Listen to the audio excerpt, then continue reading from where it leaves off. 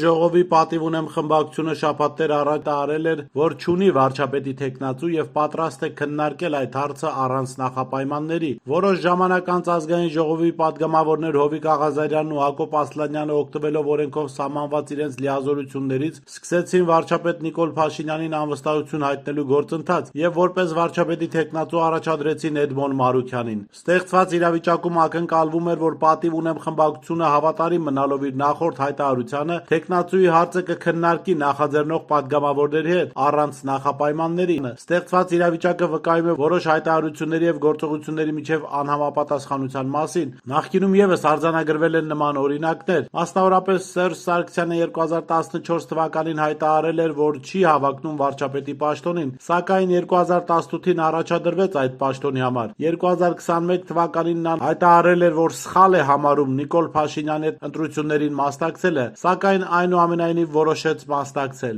Այսպիսի հակասություններ քաղաքական հայտարարությունների եւ իրական գործողությունների միջև հարցեր են առաջացնում թիմի արժեհամակարգի եւ երկարաժամկետ հետեւողականության վերաբերյալ։ Այդ հանգամանքը կարող է էական ազդեցություն ունենալ հանրային վստահության ձևավորման վրա, հատկապես 2026 թվականի ընտրական գործընթացի համատեքստում։